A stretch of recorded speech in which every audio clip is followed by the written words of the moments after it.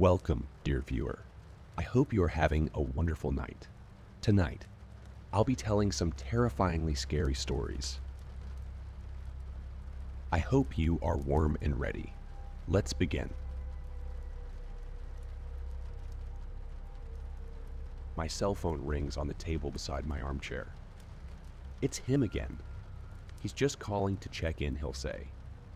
I consider checking to see if the call recording application is up and running, but I decide it isn't worth the trouble. I've tried to capture his calls dozens of times without success. When I play them back, I can hear my voice on the recording, but any response I receive is nothing but a wall of static. The call log on the phone never shows that I received a call from him after we hung up. My cell carrier also has no records when I call to check. For an old man, his technology skills must be top notch. When I retired from the force 6 years ago, he remained a suspect in my oldest and most frustrating unclosed cases. I call him the Mimic. He kills 3 victims once a month for 3 months, using the modus operandi of some of the most infamous serial killers in history. Once his cycle is complete, he vanishes for 9 months. The cycle would start over in a new city across the state. Sometimes he vanishes for a year or 2, but he always comes back. He never stops calling either. Tension mounts at my temples as I accept the call and put the phone to my ear. "Hello. Merry Christmas, Detective Coates," says the calm voice on the other end of the line. He calls multiple times a year, and I dread every one of them. His tone always sounds like that of an old friend. "How have you been? Is retirement treating you well?"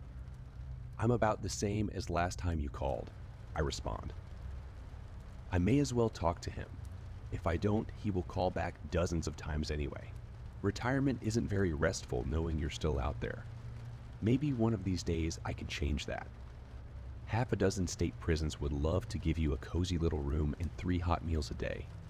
I'll drop you off there myself. Just tell me where you are, Alistar. The voice on the other end of the line booms with gleeful laughter. His name is Alistar Lynch, I believe, though I can't be positive. A rare book dealer by that name vanished in 1986, the same year the Mimic claimed his first set of victims. Alistar liquidated his estate, drained his bank accounts, and disappeared without warning. How did I make the connection? I hate to admit it, but he told me himself.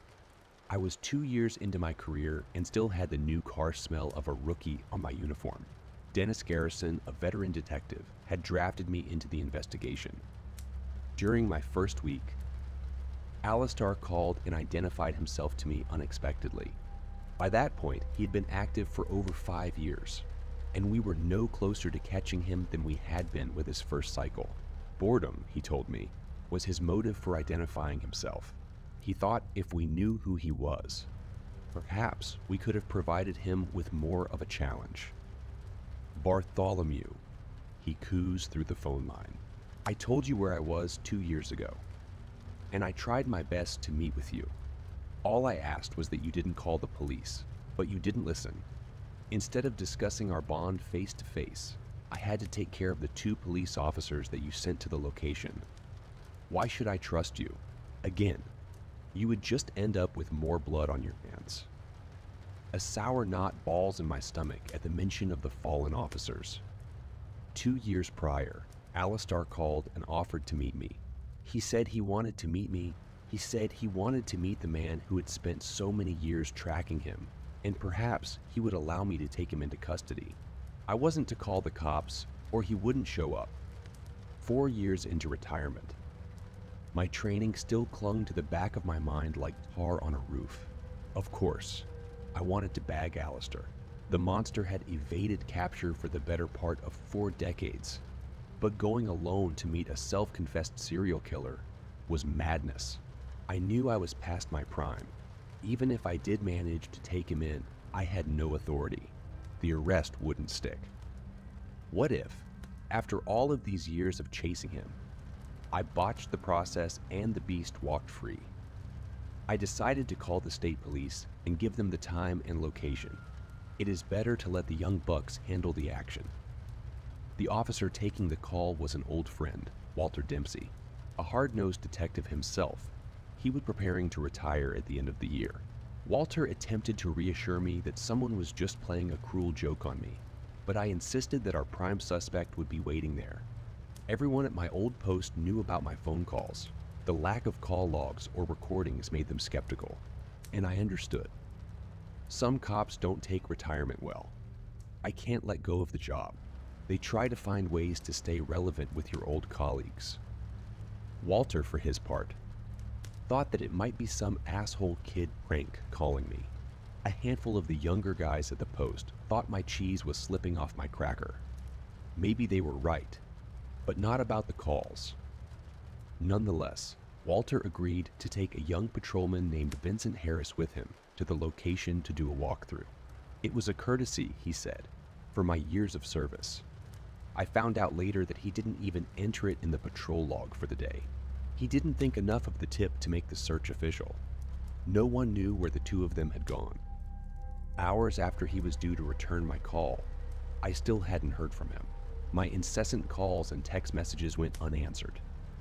In a panic, I called the patrol post, but none of them had heard from Dempsey or Harris in hours. Their shift had ended, but their patrol vehicles had never checked back in. All attempts to hail them on the cruiser radio went unanswered. After speaking with the post captain and telling them of my discussion with Dempsey, he dispatched 5 units to the derelict warehouse where Alistair Lynch had requested to meet me. Unlike Walter, they went heavily armed and in larger numbers. I still don't believe the captain thought I was telling the truth, but he was wise enough not to risk it. They found the patrol car outside. Inside, they found a bloodbath. Both men were found kneeling in the center of a filthy room, shot execution style in the back of their heads. They had been disemboweled post-mortem. Their blood pooled around them in a horrifying crimson disk. A message had been haphazardly traced on the floor from the vial runoff.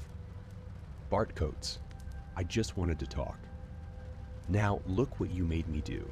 Shame on you, old man. I told myself that day that I would meet him alone if the opportunity arose again. Doing things by the book resulted in the deaths of 2 brave men. Just doing a retired detective a favor. A little bit of post-end of watch comfort, they probably thought. This was the first conversation since their deaths in which he had even responded to the idea of meeting. Sleep rarely comes at night anymore. When it does, ghastly images of Dempsey and Harris accuse me of sending them to their deaths. I have to make this work. I'll meet you, Alistair, I respond. Name the time and place. No cops. I won't bear the weight of another death. We're not young men anymore. I'm pushing 60, and you've got a decade on me. Aren't you getting tired? Silence from the other line fills my head. Alistair, I question. I'll meet you, just... Fine, Bartholomew, he says. Meet me at this address, and we will have a little chat. Got a pen and paper? I pull my car into the lot of a long abandoned gas station, 4 miles outside of town. A sign rattles back and forth in the breeze, advertising gas prices that haven't been seen in 20 years. A relic of times gone by, I think to myself. It's almost poetic of him to pick this place. It used to be useful years ago, but now it was just falling apart and taking up space. Like me. The pumps are crumbling away into flakes of rust. 2 large panel windows are caked with so much dust and dirt that my obnoxious headlights can't penetrate the darkness within. Everything here has been left to decay, a location that embodies the ravages of time. The bright sheet of yellow legal paper taped to the window stands out against the ruin like a lighthouse. Carefully, I step from the car and pat my side. My Glock 22 is nestled in the holster beneath my jacket. The sleek body of the weapon comforts me momentarily. I know I shouldn't be here, but finding a resolution to this is all I have left. By the end of the night, I'll have my man, or my man will have me. Either way, the phone calls will stop. As soon as I see the bastard, I'm putting a bullet in his head and another in his heart. One for Dempsey, the other for Harris. If I succeed, I'll put the empty casings on their gravestones. I slide the .22 from my holder and switch off the safety. Each step I take through the debris-ridden parking lot fills the quiet night air. Scanning my head from side to side as I approach the note, I see no trace of anyone or anything. The corpse of the gas station is abandoned, aside from one old cop and that fluttering yellow note. My blood turns cold as I reach out and pull the note from the window. Flowing cursive fills the page. I can't help thinking what a steady hand he has for an older man.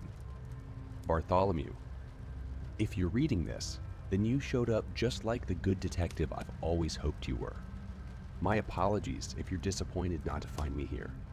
I haven't backed out of our deal, but I wanted to be able to see you from far enough away to be sure you were alone this time. While it wouldn't upset me in the least to dispatch a few more of your old friends, I would much rather meet you face to face. As you read this, I'm watching you from a great distance down the road. Night vision scopes have come so far over the decades. Worry not. I wouldn't shoot you.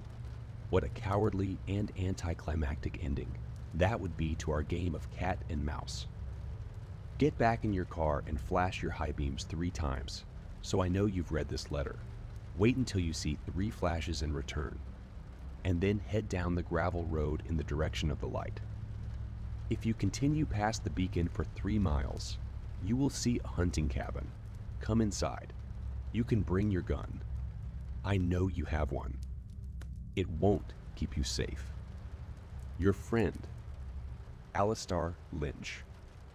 The smooth paper goes rigid and coarse as I ball it in my hand. Sitting down behind the wheel, I crank the ignition and the car roars back to life, turning the light control knob 3 times. The field beyond the decaying gas station illuminates momentarily. Dry grass sways in the evening breeze, and the yellow eyes of nocturnal creatures reflect the unexpected blasts. Then, nothing. Darkness swallows my world again. Dull neon dash lights glow weakly against the evening inside the cab of the car. Sweat is dripping down the back of my neck. The night isn't overly warm, but I can feel the sick bastard gazing at me through his night vision apparatus. A brilliant beam of light shoots into the sky in the distance and vanishes. Then a second before the darkness returns. Now, a third. He's there. Shifting the car into drive, I pull my car back onto the gravel road and begin in the direction of the signal. Gravel peppers the bottom of my car like half-hearted buckshot as I creep down the winding path. The swaying grass and yellow eyes return to my field of vision as I roll slowly ahead. There are too many yellow eyes watching me. The hairs on my arm are standing on end as I look around the field of piercing gazes. It is almost as though this evil man has drawn every dark thing to him on this unsettling night. Yips and howls are filling the air. At first, they sound threatening, but slowly they begin to sound mournful, like warnings in the dark. Turn back. It isn't too late. Death awaits you down this road. I pound my hands against the car horn, and the high-pitched wail causes the yellow eyes to break and scatter. The field is dark again, with tall grass swaying lazily.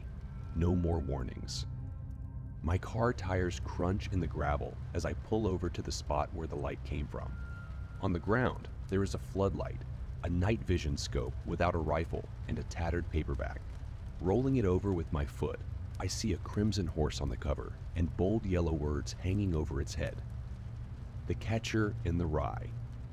While I was creeping slowly through the darkness, taking an account of my life, and pondering my precarious future, Alistair Lynch had sat in this spot, reading a book. I laughed loudly. From the moment I left my house this evening until now, I felt as though I were on a collision course with my ultimate fate, while a murderous old man sat in the dark with a paperback. I kick the book into the high grass and slide back behind the wheel of the car. My mind flirts with the idea of picking up the night vision scope to try and spot Alistair in the distance, but I decide against it. Leaving it behind is smarter. If he manages to either kill me or escape, this will be the first physical evidence he has left behind in half a decade. There is no sense in leaving my prints all over it. I can feel my heart slamming against my chest as the car rolls on. It is still a long way off, but as my headlight bounce, they are catching the distant silhouette of a cabin, alone on a small hill. It rests there like a small castle in the inky darkness. An evil man sits inside, I think, awaiting an audience with me. My mind races with fearful survival instinct. Turn the car around. No, I'm too close. He would never agree to meet again if I left now. He'll kill you. Is that what you want? You're no martyr, Bart Coates. He may, but I'll try to kill him first. This is a trap. Do you really think he will let you take him to the authorities? No, truly, I don't. It's too late anyway. My car creeps up a slight incline off of the gravel road and onto a packed dirt pullover. I'm here. The cabin is only 50 feet up the small hill. Shutters have fallen into the yard and dry rotted in the sun. All of the windows are broken out, leaving jagged glass teeth in the warped frames. Holes puncture the roof in a dozen spots, and the rough-hewn wooden rafters droop beneath. The front door is closed. Through one of the broken windows, I see a silhouette. Cutting the ignition, I step out of the car. Dry autumn air fills my nostrils, mixed with the scent of old lumber from the cabin. The night is cool, but a chill permeates deep into my bones. Decades of work end up at a dilapidated cabin on a hill. A rusty squeal pierces my ears as the door of the cabin swings open. I level my .22 and fire 3 rounds into the center of the opening and wait. My heart races, and I can feel my pulse in my ears. Struggling to focus in the dark, I can't tell if I hit him. "Wow, there," Alistar proclaims. "I thought we were going to talk. That is truly no way to start a conversation, my old friend." "Alistair Lynch," I call. "Step out of the house with your hands in the air." "Fine, fine," he chirps. "Have it your way, Bartholomew." My eyes have adjusted to the darkness of the countryside now. The dark silhouette of a thin man fills the doorway. His arms, disturbingly long, reach so high they almost brush the frame. I exhale deeply, and a cold sweat spills into my eyes as I pull the trigger 3 more times. Each bullet lands center mass, but Alistar doesn't even stagger. Sirens are blaring in my head to get in the car and leave, but I'm so close. I pull the trigger until there is nothing but a hollow click. Still, he stands in the doorframe, unmoved and uninjured. "I told you your little toy wouldn't keep you safe," he says in a patronizing voice. "I've met you here in good faith, yet you try and shoot me down like a bothersome animal. Shame, Bart. Shame, Bart." My mind reels, and dizziness overtakes my vision. I can feel my stomach churn as my blood pressure skyrockets. I don't understand. There was no way I could have missed him. I'm feeling a bit angry, detective. Last chance to come inside and speak. If you want your answers, you have to come inside. I won't be here for long. If you continue to misbehave, you may not be either. The figure vanishes into the darkness of the house. I fumble the keys from my pocket and begin to back toward my car. Fumbling for the door handle, I prepare to get in the car to speed away. I thought it was too late to turn back. This wasn't what I expected. I can't hurt him. It.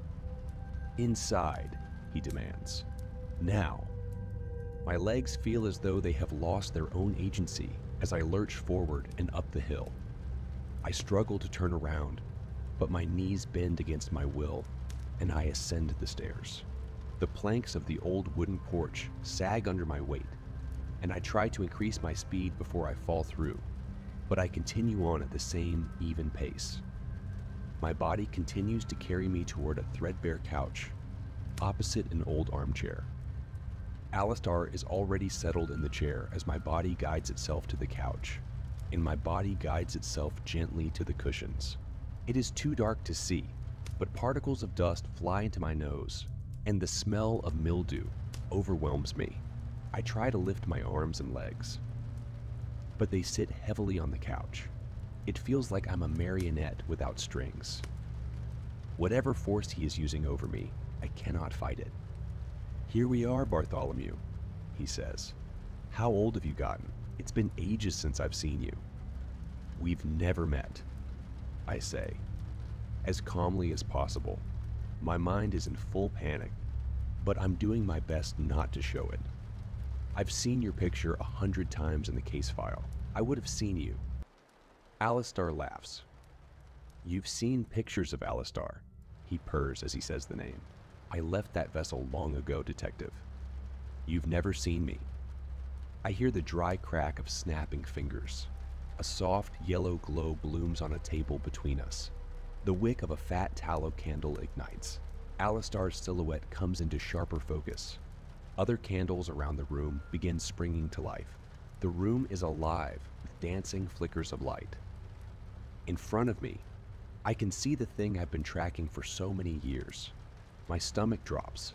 If there was an ounce of moisture in me, I would piss my pants. I'm still frozen in place by some compelling force, or I would run in terror. The outline of a man fills the chair in front of me, but it is featureless, a complete absence of color or texture. I would call it a living shadow, but the thing is somehow darker. The thing I've called Alistar Lynch isn't black. It is the absence of any light, darker than the recess of any cave. There is simply nothing in the silhouette. What are you?" I stammer. "I simply am Bartholomew," it says. The cool and collected voice of Alistar is gone. The thing sounds like thousands of voices speaking at once. There is no emotion in its words. I have always been. I always will. Every man and woman will meet me one day. But few have spoken to me. Hot tears are filling the corners of my eyes. I want to speak, to ask it something, anything. I'm afraid if I open my mouth, I'll vomit. Santa Muerte, King Yama, Thanatos, Mawith.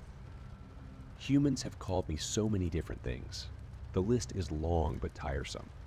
I am Death, Detective Coates, not a dealer of death, but death itself. "No," I say. This is beyond my comprehension. I'm going mad. "But I am, old friend," says the choir of voices. "I've grown tired of my duties. Your kind has glorified the darkest amongst you. Bundy, Dahmer, Gacy, and Jean, their artistic flourishes in my work, have fascinated me for some time. I've even reproduced their efforts for my own amusement. But I wish to be free of it." It stands on the couch and begins walking toward me. "The light of life is beginning to flicker in you, Bartholomew. Your days are few." Its hand stretches toward me and extends a finger. Slowly, it presses the tip against my forehead. My body spasms uncontrollably, and I feel void of all warmth. "To learn so much of death, one may become death," Bartholomew said. "When the last grain of sand in the hourglass of your life falls to the bottom, you will replace me." I awaken in my bed in a pool of sweat. My clothes from the previous night are still on, and I can feel my belt cutting into my waist. A dull throb emanates from the center of my head, so I head to the bathroom for some medicine. It's the middle of the night. I can't decide if everything was a terrible dream or a horrifying reality. But my head hurts so damn much. I flick the bathroom light on and walk toward the medicine cabinet. As I prepare to open it, my heart skips a beat when I look in the mirror.